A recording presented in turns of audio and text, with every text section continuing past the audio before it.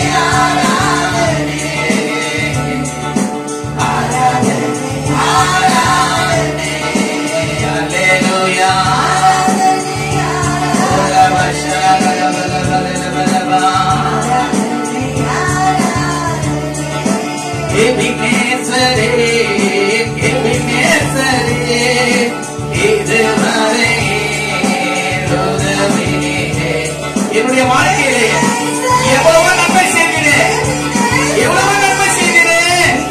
நான் உங்களை எப்படி மறப்பேன்? உங்களை எப்படி நான் மறப்பேன்?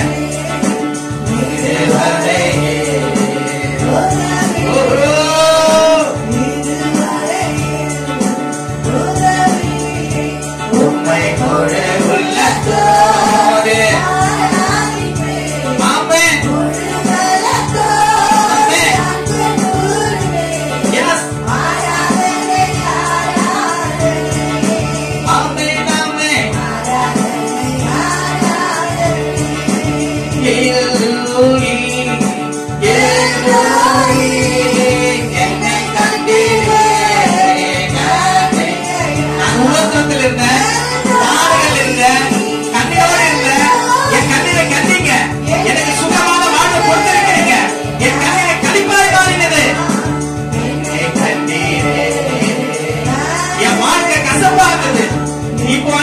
சமாதானத்தை கற்றுட்டு இருக்கிறீங்க, கலிப்பை கொண்டாடி இருக்கிறீங்க.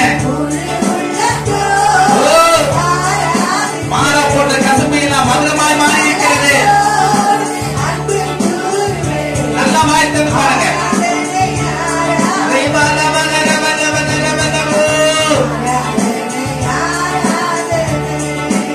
அல்லேலூயா.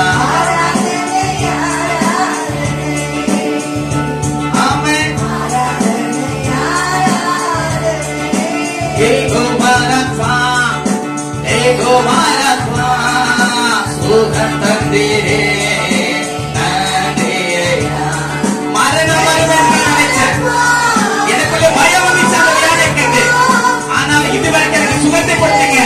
உங்களுடைய சமூக சாட்சியாக நடந்திருக்கிறீங்க.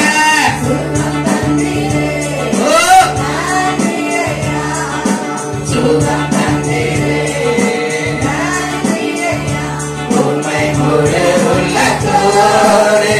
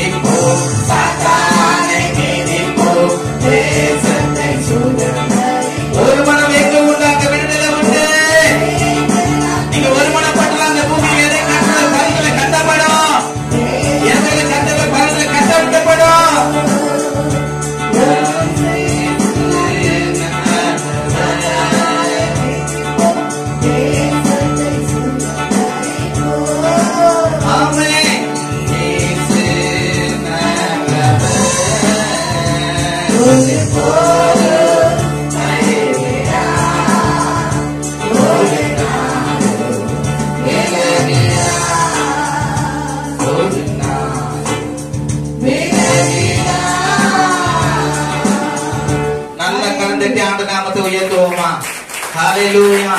ஆண்டவரே, பிதாவாகிய தேவன் எங்கள் மேல் அன்பு கூர்ந்ததினாலே குமாரனாகிய இயேசு கிறிஸ்துவை எங்களுக்காக பலியாக ஒப்பு கொடுத்தார்.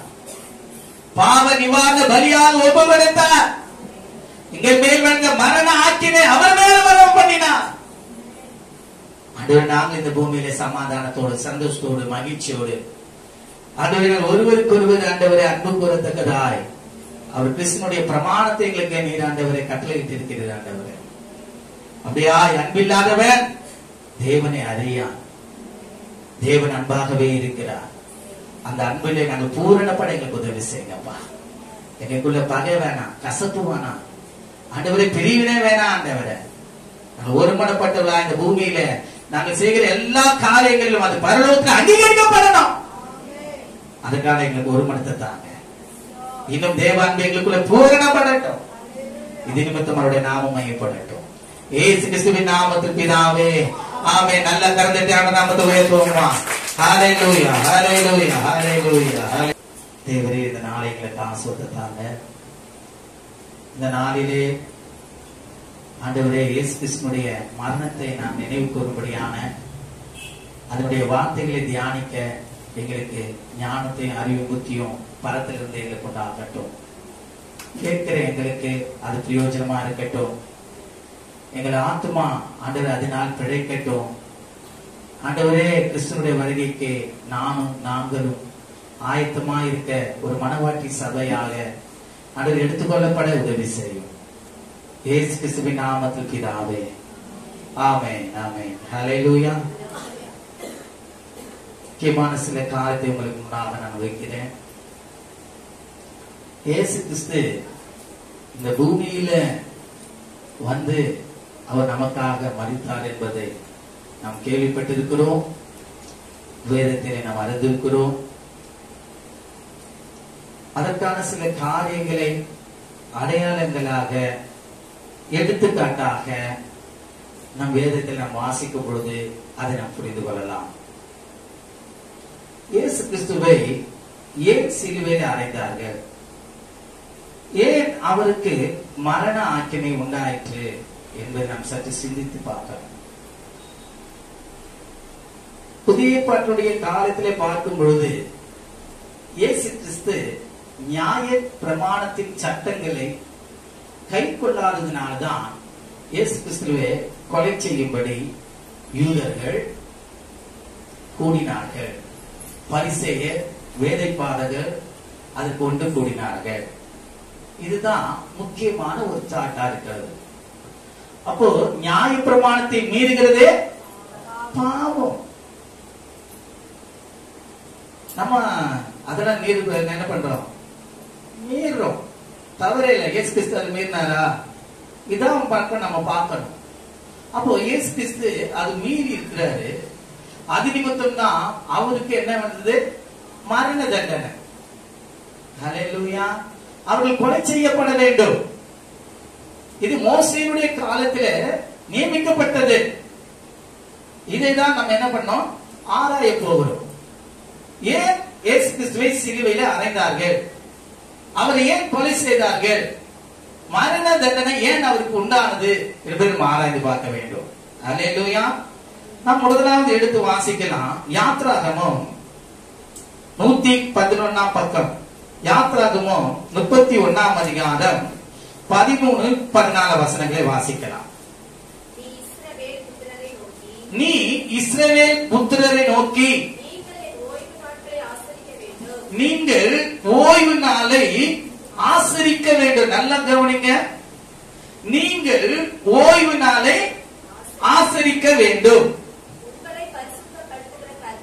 உங்களை பரிசுத்தப்படுத்துகிற கர்த்தர் நான் என்பதை நீங்கள் அறியும்படி இது நல்லா கவனிங்க. இது உங்கள் தலைமுறை தோறும் எனக்கும் உங்களுக்கும் அடையாளமாயிருக்கும். ஆகையால் ஓய்வு நாளை ஆசரிப்பீர்களாக. அது உங்களுக்கு பரிசுத்தமானது. அதை பரிசுத்த குலைச்சல் ஆக்குகிறவர் அதை பரிசுத்த குலைச்சலாக்குகிறவன் அதை பரிசுத்த குலைச்சலாக்குகிறவன் கொலை இன்ன கடவன். அதிலே வேலை செய்கிற எந்த ஆத்துமாவும் ஜனத்தின் நடுவில் இராதபடிக்கு அறுப்புண்டு போவான். அல்லேலூயா. இதுதான் நியாய பிரமாணத்தினுடைய முக்கியமான ஒரு அம்சம். அல்லேலூயா. இதே இயேசு கிறிஸ்து மீறினாரா என்று நாம் பார்க்கணும். இன்னொரு காரியங்களை நம்ம பார்க்கும் பொழுது அதே லேவியாகமம் 152ஆம் பக்கம் 19-30 வசனத்தை நாம் வாசிக்கும் பொழுது 19-30 என் ஓய்வு நாட்களை ஆசரித்து என் பரிசுத்த ஸ்தலத்தை குறித்து பயபக்தியாய் இருப்பீர்களாக நான் கர்த்தர். அப்ப பாருங்க, பயபக்தி ஒரு மனுஷனுக்குள்ள இருந்தா இந்த ஓய்வு நாளை அவன் என்ன பண்ண மாட்டான்? அசட்ட பண்ண மாட்டான். அத பரிசுத்த குலைச்சலாக்க மாட்டான். அவன் பரிசுத்த குலைச்சலாக்கப்பட்டவனா இருந்தா அவனை கொலை செய்யணும். இதுதான் சவுல் என்கிற பவுலுக்கு இருந்தது. ஹல்லேலூயா. அதனாலதான் எங்கும் தேவனுடைய நாமத்தை தொழுது கொள்கிறவர்கள் என்ன பண்ணான்? அவன் கொலை செய்ய போனான். இன்னொரு வார்த்தை கூட சொல்லப்பட்டிருக்கிறது. அதை நான் வாசித்து உங்களுக்கு முன்பாக நான் வைக்கிறேன். அப்ப நான் வாசிக்கும் பொழுது அங்க சொல்லப்பட்ட காரியம் பாருங்க. அவர் தான் ஒரே தேவன். நமக்கு யாரு? யாத்ராகமோ ஸ்தோத்திரம். ஹல்லேலூயா. அந்த நியாயப்பிரமாணத்தில் சொல்லப்பட்ட வார்த்தைகளை நம்ம கவனிக்கும் போது யாத்ராகமம் 20:3-37 வாசிங்க. என்னையன்றி உனக்கு வேறே தேவர்கள் உண்டாயிருக்க வேண்டாம். உனக்கு வேறே தேவர்கள் உண்டாயிருக்க வேண்டாம். அப்போ இயேசு கிறிஸ்துவை தெய்வமாய் கொண்ட எல்லா ஜனங்களையும், இயேசு கிறிஸ்துவின் நாமத்தை உயர்த்துகிற எல்லாரையும் இந்த பவுலானவன் என்ன பண்ணுவான்? இந்த நியாயப்பிரமாணத்தின்படி அவன் என்ன பண்ணான்? பக்தி வைராக்கியம் இருந்ததுனால இயேசு கிறிஸ்துவின் நாமத்தை அவர் தெய்வம், அவருக்கு மேன்மை பாராட்டுகிறவர்கள அவன் என்ன பண்ண? கொலை செய்ய முடியாது போனான். இதுதான, வேற ஒண்ணுமே இல்லை. யூதர், கிரேக்கர், பரிசேயர், சதிசேயர் எல்லாரும் இவரை கொலை செய்யணும்னு என்ன பண்ணாங்களா? வகை தேடி கொண்டு இருந்தாங்க. அவரை ஸ்டார்டிங்லே கொலை செய்திருக்கலாம். அவன் சொல்றாரு, நான் உங்க நடுவில் அற்புதங்களை செஞ்சேன், அதிசயங்களை செய்தேன், அப்பதான் வந்து என்ன பிடிக்கலையா? இப்போ வந்து பிடிக்கிறீங்களேன்னு. காலத்தையும் நேரத்தையும் பிதாவாகிய தேவன் குறித்திருக்கிறார். ஹல்லேலூயா. அவர்கள் கண்களுக்கு முன்பாக அவர் மறைந்து போனார் என்று சொல்ல வேதத்தில் சொல்லப்பட்டது. நியாய பிரமாணத்தை மீறுவதே இததான் இயேசு கிறிஸ்து செய்தார் என்று சொல்லி இந்த யூத மனுஷர்கள் அவரை சிலுவையிலே அறியும்படி பிலாத்து கிட்ட என்ன பண்ணாங்க? கேட்டுக்கொண்டாங்க. வேத வசனம் நன்றாக அறிந்து கொள்ள வேண்டும், புரிந்து கொள்ள வேண்டும். அதனால் நமக்கு என்ன உண்டாகும்? ஜீவன் உண்டாகும். ஹல்லேலூயா. நல்லா கவனிங்க. யோவான் 5ஆம் அதிகாரம் 5ஆம் வசனத்தை நாம் வாசிக்கும் பொழுது 38 வருஷம் வியாதி கொண்டிருந்த ஒரு மனுஷன் 38 வருஷம் வியாதி கொண்டிருந்த ஒரு மனுஷன் அங்கே இருந்தான். பெதஸ்தா என்ற குளத்தினருகே இருந்தான். வாசிங்க. படுத்திருந்த அவனை இயேசு கண்டு அவன் வெகு காலமாய் வியாதிஸ்தன் என்று அறிந்து அவனை நோக்கி சொஸ்தமாக வேண்டும் என்று விரும்புகிறாயா என்று கேட்டார். அதற்கு வியாதிஸ்தன், ஆண்டவரே, தண்ணீர் கலக்கப்படும் போது என்னை குளத்தில் கொண்டு போய் விடுகிறதற்கு ஒருவரும் இல்லை. நான் போகிறதற்குள்ளே வேறொருவன் எனக்கு முந்தி விடுகிறான், இறங்கி விடுகிறான் என்றார். எழுந்திரு, உன் படுக்கை எடுத்துக்கொண்டு நட என்றார். உடனே அந்த மனுஷன் சொஸ்தமாகி தன் படுக்கையை எடுத்துக்கொண்டு நடந்து போனான். அந்த நாள் ஓய்வு நாளா இருந்தது. ஹல்லேலூயா. அதை மட்டும் அண்டர்லைன் பண்ணுங்க. அந்த நாள் ஓய்வு நாளா இருந்தது. இப்ப இயேசு கிறிஸ்து நியாயப்பிரமாணத்தின் அதை மீறினானா மீறலையா? மீறிட்டாங்க. இது தேவனுடைய சித்தம். அடுத்த காரியத்தை பாருங்க. ஆனா அவர் இயேசு கிறிஸ்து ஒரு வார்த்தை சொல்றாரு, நான் நியாயப்பிரமாணத்தை நானு குலைத்து போடவில்ல, அது நிறைவேற்றவே வந்தாரு. ஆனா நல்லதை நமக்கு எல்லாம் என்ன பண்ணுது ஆண்டவரே வெளிப்படுத்திருக்கிறார். நல்லா கவனிங்க. 10ஆம் வசனத்தை வாசிக்கும் பொழுது, ஆதலால் யூதர்கள் குணமாக்கப்பட்டவனை நோக்கி இது ஓய்வு நாளா இருக்கிறது, படுக்கை எடுத்துக்கொண்டு போகிறது, உனக்கு நியாயம் இல்ல. அவன் சொஸ்தமான நீ சொத்தமான நீ என்ன பண்ண? இங்கே இரு. ஓய்வு நாள் முடிந்த உடனே நீ என்ன பண்ண? அதே மாதிரிதான் இயேசு கிறிஸ்து சிலுவையில அறையும் போதும் அடுத்த நாள் ஓய்வு நாளா இருக்கிறதுனால முன்னாடி என்ன பண்ணிட்டாங்க? அந்த சிலுவையில இருந்து அவர் அந்த சரீரத்தை அடைக்கிறார். ஹல்லேலூயா. அப்போ பாரம்பரியத்தினாலே கட்டப்பட்டவங்க அந்த யூதர்கள். அதனாலதான் அவரை என்ன பண்ணாங்களாம்? கொலை செய்ய வகை தேடினாங்க. ஹல்லேலூயா. அது மாத்திரமல்ல, அங்கே நாம் பார்க்கும் பொழுது 16ஆம் வசனத்தை வாசிங்க. இயேசு இவைகளை ஓய்வு நாளில் செய்தபடியால், இயேசு இவைகளை ஓய்வு நாளிலே செய்தபடியால் யூதர்கள் அவரை துன்பப்படுத்தி அவரை கொலை செய்ய வகை தேடினார்கள். ஹல்லேலூயா. இதுதாங்க நடந்தது. வேற ஒண்ணுமே செய்யல. அந்த குஷ்டரோகிய அந்த திருவாதக்காரனை அவர் குணமாக்கினார். அது தவறா? இது என்ன பிதாவுடைய சித்தம். அது நிறைவேற்றுக்கிறதுக்காக தான் அவர் என்ன பண்ணார்? இந்த பூமியில வந்தார்.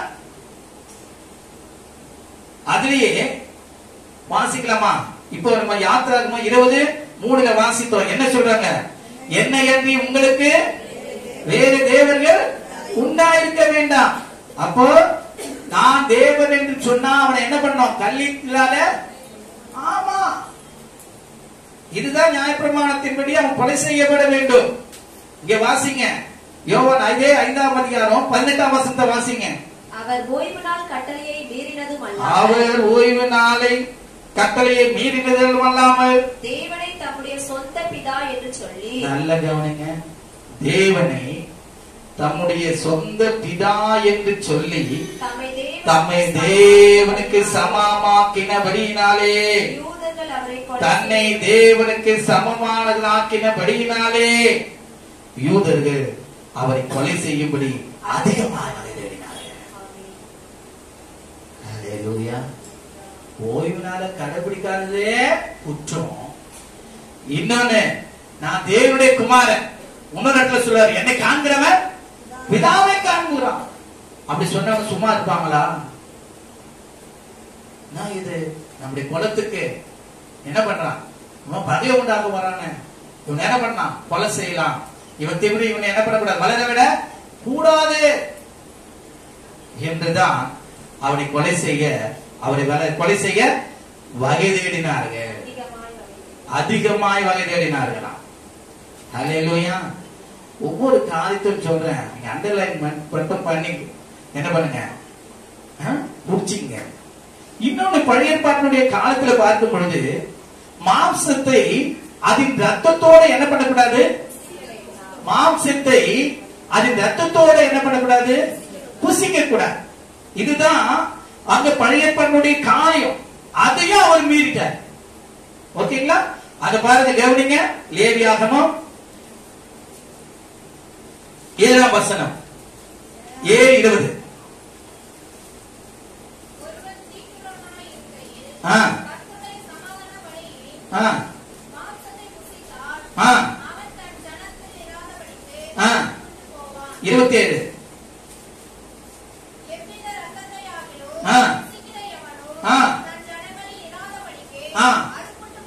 அறுப்புண்டு போவான். இதான் 133ஆம் பக்கத்துல சொல்லப்பட்டிருக்கு. லேவியாகமம் 7:20 மாம்சத்தை என்ன பண்ணக்கூடாது? ஒருவனும் புசிக்க கூடாது. அப்படின்னா அர்த்தம், அது மாம்சத்துல என்ன பண்ணக்கூடாது? வேக வச்சு சாப்பிடுறது வேற. இன்னொன்னு வந்து தீட்டுள்ள அதை என்ன பண்ணக்கூடாது? அது புசிக்க கூடாது. தேவனுடைய நியாயப்பிரமாணத்தின்படி மாம்சத்தை ரத்தத்தினால என்ன பண்ணக்கூடாது, அது புசிக்க கூடாது. அதனாலதான் அங்க சொல்லப்பட்டிருக்கிறது 27ஆம் வசனம், ரத்தத்தை ஆகிலும் புசிக்கிறவன்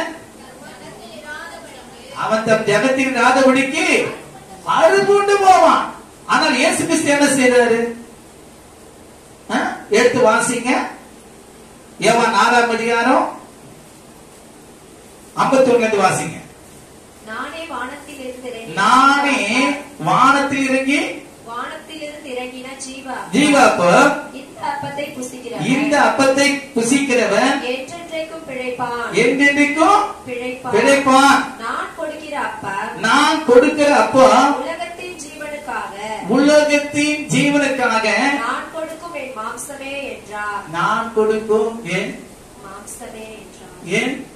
மாம்சமே என்றார். நல்லா கவனிக்கணும். எல்லா இடத்துலயும் கிறிஸ்தவர்கள் இருப்பாங்க, அவர் ஏற்றுக்கொண்டவர்கள் இருப்பாங்க, நம்ம என்ன பண்ணக்கூடாது, நினைக்கவே கூடாது. கிறிஸ்துவை விரோதிக்கிறவர்களும் நம்ம அருகில் இருப்பாங்க. அதனாலதான் எல்லாவற்றையும் நம்ம நிதானித்து பேச வேண்டும். இங்க இயேசு கிறிஸ்து அவர் சொன்னாரு, என்ன சொல்றாரு, நானே வானத்தில் இறங்கின ஜீவாப்பம் சொல்றாரு. அவர் சொல்றாரு, அது மாத்திரமல்ல, இந்த உலகத்தின் ஜீவனுக்காக நான் கொடுக்கும் என் மாம்சமே என்று சொல்றாரு. அது மாத்திரமல்ல, தொடர்ந்து வாசிக்கும் பொழுது, அப்பொழுது யூதர்கள் இவன் தன்னுடைய மாம்சத்தை எப்படி நமக்கு என்று தங்களுக்குள்ளே வாக்குவாதம் பண்ணார்கள். ஹல்லேலூயா. அதுக்கு இயேசு அவர்களை நோக்கி, மனுஷகுமாரனுடைய மாம்சத்தை புசியாமலும் அவருடைய ரத்தத்தையும் பானம் பண்ணாமலும் இருந்தால் உங்களுக்குள்ளே ஜீவன் இல்லை என்று மெய்யாகவே உங்களுக்கு சொல்லுகிறேன் என்றார். ஹல்லேலூயா. இப்படி இந்த வார்த்தை கேட்ட உடனே அவங்களுக்குள்ள என்ன ஆயிடுச்சு, பயங்கரமான போராட்டம். அதனாலதான் அத என்ன பண்ணாரு, ஆண்டவர் கொலை செய்யணும்னு சொல்லிட்டு வகை தேடி கொண்டு இருந்தாங்க. ஹல்லேலூயா. இன்னொரு இடத்துல மத்தேயு 12ஆம் அதிகாரத்துல அப்படிதான், அங்க சூம்பின கையை உடையவன் ஒருத்தன் 8ஆம் வசனத்திலிருந்து வாசிக்கும் பொழுது அங்க சொல்லப்பட்ட வார்த்தையை கவனிங்க. அந்த நாளையும் என்ன பண்றது, ஓய்வு நாள். அந்த நாளையும் ஆண்டவர் என்ன பண்ணாரு, சுகத்தை கொடுத்தார். அங்கேயும் யூதர்கள் என்ன பண்ணாங்க, அவருக்கு விரோதமா பேசினாங்க. மத்தேயு 12ல மனுஷகுமாரன் ஓய்வு நாளுக்கும் ஆண்டவராய் இருக்கிறார். அவர் சொன்னார் பாருங்க, மனுஷகுமாரன் ஓய்வு நாளுக்கும் ஆண்டவராய் இருக்கிறார் என்று சொல்றாரு. அது மாத்திரமல்ல, அங்க 8லிருந்து தொடர்ந்து நம்ம வாசிக்கும் போது, அவர்களுடைய ஜெப ஆலயத்தில் பிரவேசித்தார். யாருடைய ஆலயத்துக்கு, யூதருடைய ஜெப ஆலயத்தில் பிரவேசித்தார். சூம்பின கையுடைய மனுஷன் ஒருவன் இருந்தான். அப்பொழுது அவர் மேல் குற்றச்சாட்டுபடிக்கு ஓய்வு நாளில் சொஸ்தமாக்குகிறது எப்படி அவளை ரவுண்ட் பண்ணிருக்காங்க பாருங்க. எங்க போனாலும் அவர் என்ன பண்றாங்க, ரவுண்ட் பண்றாங்க. தேவனுடைய நாமத்தை தூசிக்கிறதுக்கு இவன் யார் என்று சொல்லுகிற இடத்துல அவரிடத்துல ஏதாவது வார்த்தை வருமா என்று என்ன பண்ணாங்க, வகை தேடி கொண்டிருந்தார்கள். அது மாத்திரமல்ல, அங்க நாம் தொடர்ந்து வாசிக்கும் பொழுது, உங்களில் எந்த மனுஷனுக்காகிலும் ஒரு ஆடு இருந்து அது ஓய்வு நாளில் குழியிலே விழுந்தால் அதை பிடித்து தூக்கிவிட மாட்டானோ என்றார். பார்க்கிலும் மனுஷனானவன் எவ்வளவோ விசேஷித்திருக்கிறான். அது நல்லதானப்பா நான் செய்றேன் அப்படின்னு சொல்றாரு. 13-14. ஆதலால் ஓய்வு நாளிலே நன்மை செய்வது நியாயத்தான் என்று சொன்னார். பின்பு அந்த மனுஷனை நோக்கி, உன் கையை நீட்டு என்றார். அவன் நீட்டினான், மறுகையை போல சொஸ்தமாயிற்று. அப்பொழுது பரிசேயர் வெளியே போய், யாருங்க பரிசேயர் வெளியே போய் அவரை கொலை செய்யும்படி அவருக்கு விரோதமாய் ஆலோசனை பண்ணினார்கள். இயேசு கிறிஸ்து அவர் கல்வாரி சிலுவையில அவர் மரிச்சிட்டார் என்று நாம் பார்க்கிறோம். ஆனால் அவருக்கு விரோதமாய் எழுப்பினவர்கள் அநேக. ஹல்லேலூயா. இன்னும் அநேக வசனங்கள் உண்டு. நம்ம ஒரே ஒரு அதிகாரத்தை எடுத்து நம்ம அதை முடிக்கலாம். எடுத்து வாசிங்க எல்லாரும். 53ஆம் அதிகாரம் ஏசியா தீர்க்கதரிசி எடுத்துக்கிறோம். இன்றைக்கு நான் அதுதான் நேற்று தினத்திலே நான் போட்டிருக்கேன். இந்த வசனத்தை நான் வாசிக்கணும். 53 இரண்டாவது பகுதியை நான் வாசிக்கலாம். இரண்டாம் வசனம் இல்ல, 6ஆம் அதிகாரம் 6ஆம் வசனம். ஏசாயா 53 6ல இரண்டாவது பகுதி.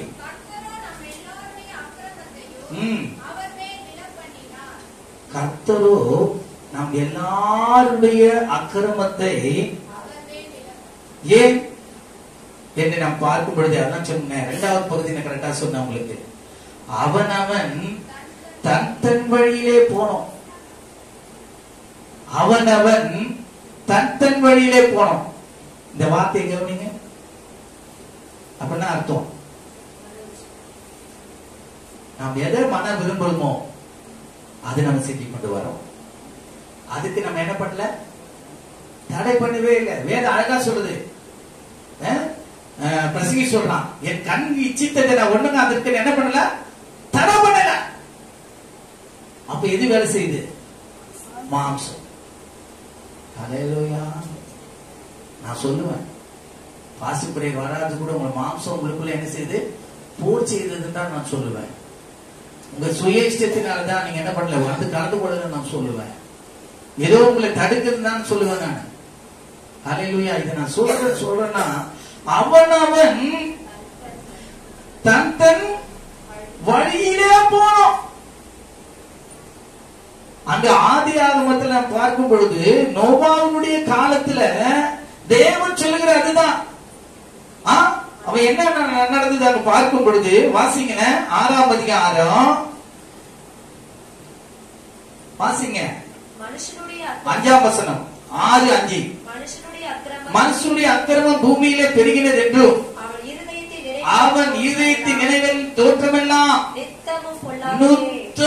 நித்தமும் இன்னைக்கு ஒரு நாள் நாளைக்கு ஒரு நாள் அவன் மாறி மாறி மாறி மாறி என்ன பண்றான், சிந்தித்துக் கொண்டே அவன் மன விரும்பினதெல்லாம் என்ன பண்றான், செய்து கொண்டு வரான். இன்னைக்கு ஒரு வீட்டை நம்ம கொள்ளடிச்சிட்டோம், அடுத்த நாள் அடுத்த வீட்டுக்கு போறான். போதும் என்ற மனதே இல்ல. துணிகரமான பாவங்களுக்கு தன் இருதயத்தை ஒப்பு கொடுக்கிறான். வேதம் சொல்லுது அழகா, என்னுடைய வீட்டை என்ன பண்ணாத, இச்சையாதிருப்பாயாக, நிலத்தை இச்சையாதிருப்பாயாக, பொருளை இச்சையாதிருப்பாயாக. பொருளாசை தேவனுக்கு விரோதமா பாகாது. ஆனா இங்கே பார்க்கும்போது மனுஷனுடைய அக்கிரமம் பூமியில பெருகினது என்றும் அவன் இதயத்தை நினைவில் நித்தமோ பொல்லாதது என்று கர்த்தர் கண்டு மனுஷனை உண்டாக்குவதற்காக கர்த்தர் மனஸ்தாபப்பட்டார். அது அவர் இருதயத்துக்கு விசனமாய். ஹல்லேலூயா. இங்கதான் அந்த வார்த்தை நம்ம பார்க்கிறோம். அவனவன் தன் வழியிலே போனோம். கர்த்தரோ நம் எல்லாருடைய அக்கிரமத்தையும் அவர் மேல் விட பண்ணினார். பாவத்தின் சம்பளம் அந்த மரண ஆக்கினை நமக்கு வர வேண்டியது அவர் மேல விட பண்ணினார். இதுதான் நான் பெருமா வச்சிருக்கேன். கிறிஸ்துவுடைய மரணம் எதற்காக? நான் வழி விலகி போனேன், அது வார்த்தைக்கு நான் கீழ்படியல, என் மன விரும்பினதை செய்தேன். அதனாலதான் இயேசு கிறிஸ்து எனக்காக என்ன பண்ணாரு, மரண ஆக்கினை உண்டாயிற்று. பிதாவாகிய தேவன் அவரை ஒப்பு கொடுத்தார். அங்கே நாம் பார்க்கிறோம், இளைய மகன் தகப்பனை விட்டு ஆஸ்தியை எல்லாத்தையும் கொண்டு போய் என்ன பண்ணா, வேசிகளோடு தன் நண்பர்களோடு அதை போய் என்ன பண்ண, செலவழி பண்ணினான். ஆனாலும் அவன் திரும்ப தகப்பனிடத்துல வரும்பொழுது தகப்பன் அவனை ஏற்றுக்கொண்டவனா இருக்கிறார். நம்ம மனம் விரும்பினதை நாம் செஞ்சிக் கொண்டே இருந்தா திரும்ப திரும்பவும் கிறிஸ்துவை நாம் சிலுவையில் அறைகிறவர்களாக காணப்படுவோம். ஹல்லேலூயா. அதனால நாம் ஜாக்கிரதையா இருப்போம். ஆண்டவரே உமக்கு பிரியமான இந்த பூமியில நடப்பிக்க எங்களுக்கு உதவி செய்யுங்க என்று நாம் கேட்க வேண்டும். நல்லா கவனிங்க. யாக்கோபு 5ஆம் அதிகாரம் 20ஆம் வசனத்தை வாசிக்கலாமா? சீக்கிரம். தப்பி போன மார்க்கத்தினின்று பாவியை திருப்புகிறவன் ஒரு ஆத்துமாவை மரணத்தினின்று ரட்சித்து திரளான பாவங்களை மூடுவான் என்று அறிய கடவன். ஆமென். அப்ப எப்படிப்பட்ட மார்க்கம்? தப்பி போன மார்க்கம். அப்படின்னா அர்த்தம் இயேசு கிறிஸ்துவின் உபதேசத்தை தள்ளி விட்டு தேவனுடைய கட்டளையை விட்டு அவன் தப்பி போனவனை ஆண்டவர் திருப்பினார். அல்லேலூயா. அவருடைய திரளான பாவங்களை அந்த கல்வாரி சிலுவையில அவர் மூடினார். அது மாத்திரமில்ல, சங்கீதம் 32:1 நம்ம வாசிக்கிறோம். சங்கீதம் 32:1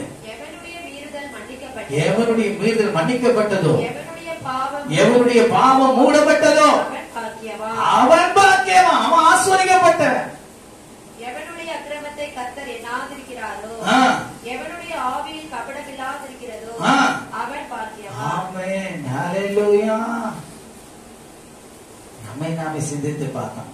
எனக்காக தானே அவர் அடிக்கப்பட்டார், எனக்காக தானே பாதிக்கப்பட்டார், எனக்காக தானே அவர் மரண ஆக்கினை அவர் மேல வந்தது. நான் நினைச்சு பார்த்தேங்க. அது மாத்திரமல்ல, ரோமர் 3ஆம் அதிகாரம் 10 19ஆம் வசனத்தை நாம் பார்க்கும் பொழுது நியாயப்பிரமாணத்தை மீறுகிறதினாலே பாவம் உண்டாயிற்று.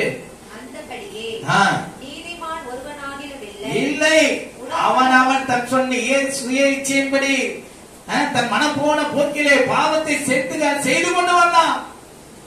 உணர்வுள்ளவன் இல்லை, உணர்வினர் இல்லை, தேவனை தேடுகிறவன் இல்லை, இல்லை, எல்லாரும் வழி தப்பி ஏகமாய் கெட்டு போனார்கள்.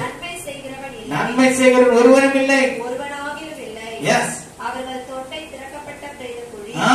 பேசுற பேச்சு பாருங்க, அவ்வளவுதான், நம்ம அதில் விழுந்துருவோம். தங்கள் நாவுகளால் வஞ்சனை செய்கிறார்கள், அவர்களுடைய உதடுகளின் கீழே பாம்பின் விஷம் இருக்கிறது. எஸ், அவர்கள் வாய் சபிப்பினாலும் கசப்பினாலும் நிறைந்திருக்கிறது. அவர்கள் கால்கள் ரத்தம் சிந்துகிறதற்கு தீவிரிக்கிறது. நாசமும் நிர்பந்தமும் அவர்கள் வழிகளில் இருக்கிறது. சமாதான வழியை அவர்கள் அறியாததினாலே அவர்கள் கண்களுக்கு முன்பதாக தெய்வ பயம் இல்லை என்று எழுதியிருக்கிறது. ஆமென். அவர் கண்களுக்கு முன்பாக தெய்வ பயம் இல்லை. கர்த்தருக்கு பயந்து அவர் வழிகளில் நடக்கிறவன் எவனோ அவன் பாக்கியவான். அவன் கையின் பிராசத்தை அவன் சாப்பிடுவான். அவன் மனைவி வீட்டோடு தனித்தரும், அவன் பிள்ளைகளோட பந்தியை சுற்றிலும். உண்மையாவே யோபு குறித்து அவன் பார்க்கும் பொழுது அவன் தேவனுக்கு பயந்து நான் உத்தமனாய் நடந்ததுனாலதான் அவன் பாக்கியவனாய் இருந்தான். அவருடைய பிள்ளைகள் அவனை சூழ்ந்திருந்தார்கள். ஹல்லேலூயா. அப்போ கர்த்தருக்கு பயப்படுகிற பயம் நமக்குள்ளே இருந்துச்சுன்னா ஆட்டோமேட்டிக்கா நம் தேவனுக்கு பிரியமானவர்களை என்ன பண்ணுவோம், செய்வோம். சரி, நாம் தொடர்ந்து வாசிக்கலாம். அடுத்தது வாசிங்க 53. 53 3ஆம் வசனம். தொடர்ந்து வசனங்களை மாற்ற வாசிவாங்க. மனுஷரால் புறக்கணிக்கப்பட்டவரோ துக்கம் நிறைந்தவர். யாருக்காக துக்கம் நிறைந்தார்? நமக்காக. பாடு அனுபவித்தவருமாய். யாருக்காக பாடு அனுபவிச்சாரு? நமக்காக. அவரை விட்டு நம்முடைய முகங்களை மறைத்துக் கொண்டோ. நம்ம செய்யறதெல்லாம் அத்துழியம், நம்ம செய்யறதெல்லாம் பாவம், நம்ம செய்யறதெல்லாம் தேவனை கூபப்பட்டுக்கிற காரியம். நம்ம என்ன பண்றோம்? அவர் முகத்தை அவர் முன்பாக நம்முடைய முகத்தை மறைத்துக் கொண்டோம். அவரை அசட்டை பண்ணப்பட்டு இருந்தார். அவரை குறித்து எண்ணாம போகணும். எப்பொழுது எப்பொழுது என்று நம்ம தான் என்ன பண்ணணும்? அதை காக்கணும். ஹல்லேலூயா. தேவனுடைய சமூகத்தில் தேவன் இருக்கிறார். அதை உணர்ந்து கொள்ள வேண்டும். 5ஆம் வசனம். நம்முடைய மீறுதல்களின் நிமித்தம் அவர் காயப்பட்டு நம்முடைய அக்கிரமங்களின் நிமித்தம் அவர் நொறுக்கப்பட்டார். நம்முடைய மீறுதல் நிமித்தம் தான் அவர் காயப்பட்டார், நம்முடைய அக்கிரமத்தில் தான் அவர் நொறுக்கப்பட்டார். 7ஆம் வசனம். அவர் நொறுக்கப்பட்டும் அவர் நெருக்கப்பட்டும் ஒடுக்கப்பட்டும் அவர் நெருக்கப்பட்டும் ஒடுக்கப்பட்டும் இருந்தார். ஆமென். ஆனாலும் தம்முடைய வாயை அவர் திறக்கவில்லை. ஏன்? அடிக்கப்பட்டு கொண்டு போகும் அடிக்கப்படும்படி கொண்டு போகப்படுகிற ஒரு ஆட்டுக்குட்டியை போலவும் தன்னை மயிர் கத்தரிக்கிறவனுக்கு முன்பாக சத்தமிடாதிருக்கிற ஆட்டை போலவும் அவர் தம்முடைய வாயை திறவாதிருந்தார். ஆமென், ஹல்லேலூயா. அது மாத்திரமல்ல, 8ஆம் வசனத்துல பார்க்கும் பொழுது இடுக்கணிலும் நியாயத்திற்கு அவர் எடுக்கப்பட்டார். ஹல்லேலூயா. அப்ப பாருங்க, ஒரு நல்லா கவனிக்கணும். நியாயப்பிரமாணத்தின் காரியங்களை பார்க்கும் பொழுது ஒருத்தன் சாவடிச்சுன்னா அவனை என்ன பண்ணணும்? சாகடிக்கணும். ஆனா அந்த நியாயத்திற்கிலிருந்து அவர் எடுக்கப்பட்டார். அவளை கொலை செய்தவர்களை தேவன் அவர்களை என்ன பண்ணல? கொல்லல. அவர்கள் மேல் அவர் பரிதாபம் கொண்டார். பிதாவே இவர்களுக்கு மண்ணையும் தாங்கள் செய்கிறது இன்னதென்று அறியாதிருந்தார்கள் என்று பரிந்து பேசுவதா இருந்தார். எடுக்கணும் நியாயத்திற்கிலும் அவர் எடுக்கப்பட்டார். ஜீவனுள்ளவருடைய தேசத்தே இருந்து அறுப்புண்டு போனார்.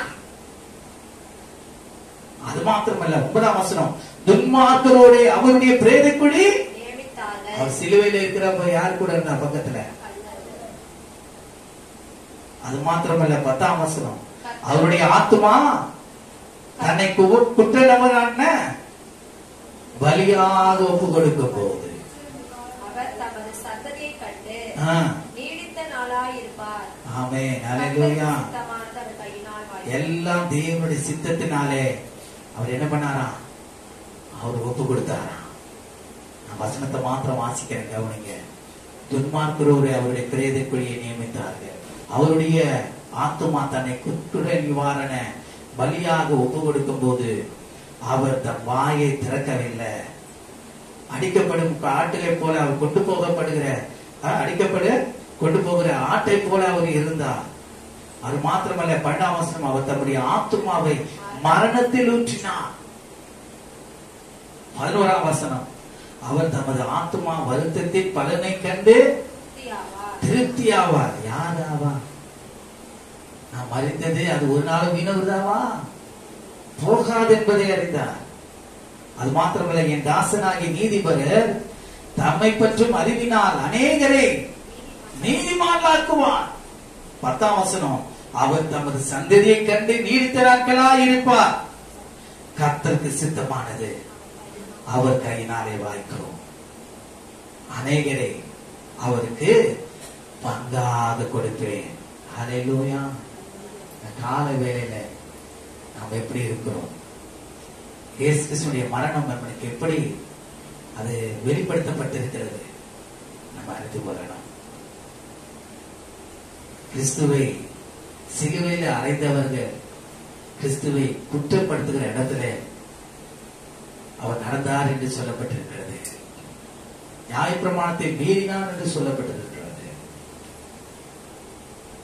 அதனால்தான் அவரை கொலை செய்ய யூதரும் கிரேக்கரும் பரிசேயரும் சதிசேயரும் எல்லாரும் அதை தேடினார்கள்.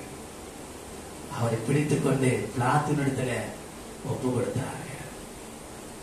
ஹல்லேலூயா. அங்கே போற இடத்துல எல்லாம் பார்க்கும் பொழுது இவ்விடத்துல நான் ஒரு குற்றமும் காணவில்லைதான். போன அதிகாரிகள் ராஜாக்கள் எல்லாம் சொல்றாங்க, இவர் ஒரு நீதிமான் என்று வெளிப்பட்டது. ஆனாலும் அவர் சிலுவையில் அறைய ஒப்பு கொடுக்கப்பட்டார். அந்த சிலுவை மரணம் யாருக்காக? உங்களுக்காக, எனக்காக, உலகத்தாருக்காக. நமக்கு சமாதானம் உண்டாக்கும்படி ஆக்கினை அவருமே வாழ்ந்தது. நாம் இந்த பூமியிலே ஜீவனோடு கூட இருக்கும்படியாக அவர் மரணமாக்கினை பெற்றுக் கொண்டார். ஏன் நாம் இந்த பூமியில ஜீவனோடு கூட இருக்க வேண்டும்? நாம் தேவனை தேட வேண்டும், தேவனை ஆராதிக்க வேண்டும், தேவனுடைய வார்த்தைக்கு கீழ்ப்படிய வேண்டும், தேவனுக்கு பிரியமானவர்களை செய்ய வேண்டும். இதற்கென்றுதான் நம்ம ஜீவனை என்ன பண்ணாரு? நமக்கு இந்த பூமியில ஜீவனோடு கூட வைத்திருக்கிறார். இதை நம்ம ஒரு நாள் என்ன பண்ணக்கூடாது? இதை அசட்டை பண்ணக்கூடாது. ஆண்டுதல் நம்ம ஒப்பு கொடுப்போமா? ஆண்டவரே, இந்த பூமியில எங்களுடைய வாழ்நாட்டு கொஞ்சம் தான் ஆண்டவரே, அதனால் உங்களுக்கு பிரியமா இருக்க எனக்கு உதவி செய்யுங்க என்று கேட்போம். ஆண்டவர் செய்வார். அப்படி முழங்காற்படிடுவோம், முழங்காற்படிடுவோம். எல்லாம் திருவதுக்கு ஆயத்தமாகுவோம். ஹல்லேலூயா. எனக்காக கிறிஸ்து விட்டு கொடுத்த சரீரம், எனக்காக இயேசு கிறிஸ்து சிந்தின, சிலுவையில் சிந்தின ரத்தம், அதை நானே அபாத்திரமா இருந்து நான் புசித்து போஜன பானம் பண்ணக்கூடாது. இதை குறித்த ஒரு தாகம், ஒரு பாரம் எனக்குள்ளே இருக்கிறது என்பதை நாம் அறிந்து ஒவ்வொருவரும் இயேசு கிறிஸ்துவை உயர்த்தும் வண்ணமாக, இயேசு கிறிஸ்துடைய நாமத்தை மகிமைப்படுத்தும் வண்ணமுடியாக நாம் ஒப்பு கொடுக்கலாம். ஹல்லேலூயா, ஹல்லேலூயா, ஹல்லேலூயா. பாஷை கடைசி வச்சு எங்களை வாழ வைக்க சிலுவையில் தொங்கி நீரே, எங்களை வாழ வைக்க சிலுவையில் தொங்கி நீரே, நோக்கி பார்த்ததில்லா கிடைத்து கொண்டோமையா, உம்மை நோக்கி கிடைத்து கொண்டோமையா, ஒப்பு கொடுத்தீரையா, உம்மை எனக்காக உலகின் இரட்சகரே, உன்னத பலியாக ஒப்பு கொடுத்தீரையா, உம்மை எனக்காக உலகின் இரட்சகரே, உன்னத பலியாக சுத்திகரித்தீரே, சங்க ஜனமாக சுத்திகரித்தீரே, சங்க ஜனமாக உள்ளத்தில் வந்தீரையா, உமக்காய் வாழ்ந்திட உள்ளத்தில் வந்தீரையா, உமக்காய் வாழ்ந்திட ஒப்பு கொடுத்தீரையா, உம்மை எனக்காக உலகின் இரட்சகரே, உன்னத பலியாக ஒப்பு கொடுத்தீரையா,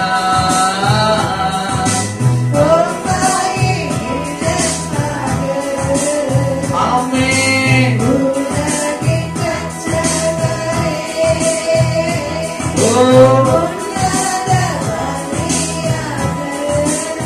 ஆபத்துக்கு மாறிட்டு நீதிக்கு பிழைத்திட, பாவத்துக்கு ஆமென், நீதிக்கு பிழைத்திட உம் திருவுடலிலே என் பாவம் சுமந்தீரையா,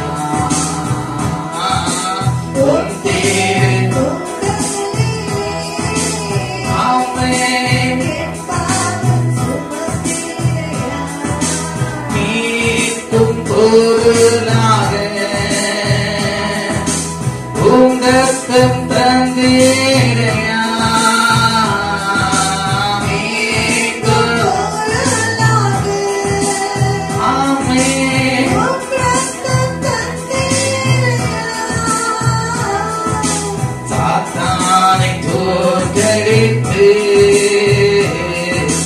காவையும் வெந்தீரையா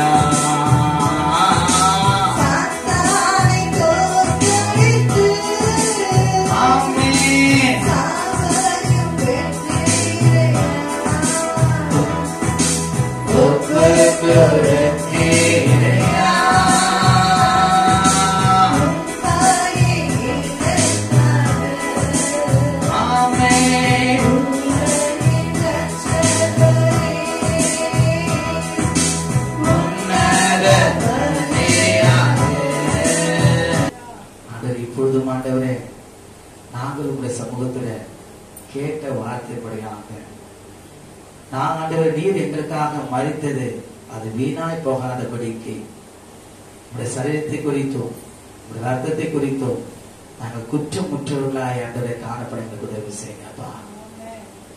ஆண்டவரே, இப்பொழுதும் சொல்லிய வார்த்தையின்படி நீங்கள் சுத்தமா இருக்கிறீர்கள் என்று இயேசு கிறிஸ்து சொன்னது போல ஆண்டவருடைய வார்த்தையில் நாங்கள் நிலைத்திருந்து அந்த பரிசுத்தத்தின் மேல் பரிசுத்தம் அடைந்து ஆண்டவரே உங்களுடைய மாம்சத்தையும் உங்களுடைய திரு ரத்தத்தையும் புசித்து பானப்பா எங்களுக்கு உதவி செய்யுங்கப்பா. எங்களை தகுதிப்படுத்துங்கப்பா, எங்களை தகுதிப்படுத்துங்க. எங்கள் மீறலை மன்னிங்க, எங்கள் அக்கிரமங்களை மன்னிங்க, எங்கள் பாவங்களை மன்னிங்க. நாங்கள் உமக்கு பிரியமாய் வாழ எங்களுக்கு உதவி செய்யுங்கப்பா. நாங்கள் மீண்டும் மீண்டும் உங்களை சிலுவையில் அறைகிறவர்களா அல்ல ஆண்டவரே. கிறிஸ்துவுடையவர்கள் தன் மாம்சத்தை எங்களை சிலுவையில் அறந்திருக்கிறார் என்று சொல்லப்பட்டிருக்கிறது. ஆண்டவரே, நீர் எங்களுக்காக அடைக்கப்பட்டீர் என்பதையும் எங்களுடைய பாவங்களையும் அக்கிரமங்களை சுமந்து தீர்த்தீர் என்பதையும் நாங்கள் அறிந்து நாங்கள் விசுவாசத்தோட பரிசுத்தத்தோட இந்த வருகைக்கு மனவாட்டி சபையாக எதிர்கொண்டு போக எங்களுக்கு உதவி செய்யுங்கப்பா. எங்களை ஆயத்தப்படுத்துங்க, எங்களை தகுதிப்படுத்துங்க, எங்களை எடுத்து பயன்படுத்துங்க. உமக்காக நாங்கள் வந்து காத்திருக்கிறோம். உங்களை நாம் இதிலே மகிமைப்படட்டும். இயேசு கிறிஸ்துவின் நாமத்தில் பிதாவே, ஆமென்.